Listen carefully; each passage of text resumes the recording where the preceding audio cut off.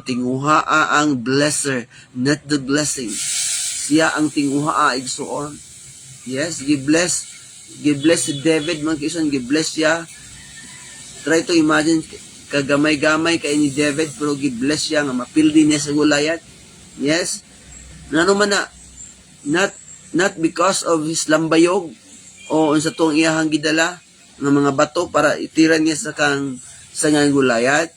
Diha mga kaigsoon, sukod ang blessing nga naa sa kang David, kung dili ang Dios. The Lord was with David. Sa dihang gi-anoint siya mga kaigsoon ni Samuel, sugod atong panahon na nag-declare, the Lord was with David. Mao na nga kaya niya buntugon ang mga leon, kaya niya buntugon si Goliath, kaya niya tanan buntugon mga kaigsunan, kay nganuman naa consistent ang presence ni Lord. Munang ingon siya, even though I walk to the valley of the shadow of death, I will fear no evil, because the Lord is with me.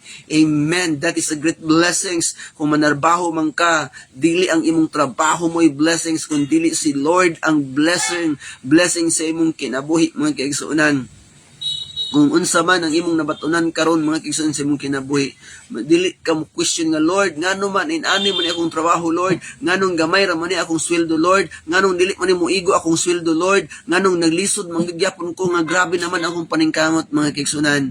Tungod kay dili na maoy panalangin nga dako sa imong kinabuhi. Ang tinuod nga panalangin nga dako, mga kaigsunan, ang Dios mismo. Kung naa ang Dios sa imong kasing-kasing, kung naay Dios sa imong hunahuna, kung naay Dios sa imong kinabuhi, mga kaigsunan, nga nag-impact ning Dios sa imong kinabuhi, kini nga Dios nag-impact sa imong kinabuhi, mga igsoon, mao ni siya ang great nga blessings. Amen. Bisan pag mukulang pa na imong kwarta, bisan pag mukulang pa na ang imong budget, bisan pag unsa pay imong mga struggles karon tungod sa pamilya, tungod sa kwarta, tungod sa employer, or tungod sa mga tao sa imong palibot, tungod sa utang whatsoever, mga igsoon, ang tinuod nga blessing si Lord in your life.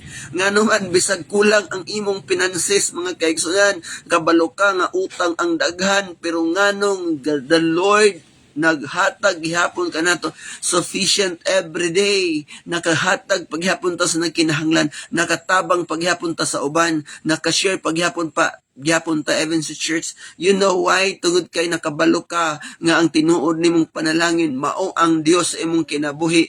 Kay ngano man maigsoon, daghan mga taong kwartahan pero naghikog gihapon, daghan mga tawo maigsoon nga daghang kwarta maigsoon pero walay katagbawan, daghan mga tawo nga daghang kwarta, dagko kay sila business pero wala sila kalinaw, wala sila kalipay. Ngano man wala mag-impact ang panalangin sa ilang kinabuhi.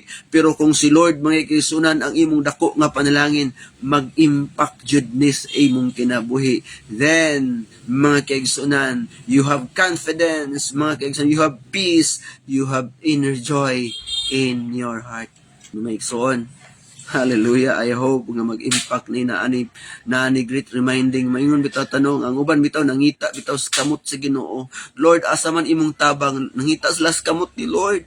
Pero kita maigsoon, nangita ta sa naong ni Lord, nangita ta sa kasing-kasing ni Lord, nangita ta sa gugma ni Lord. Mauna ang iyang presence ang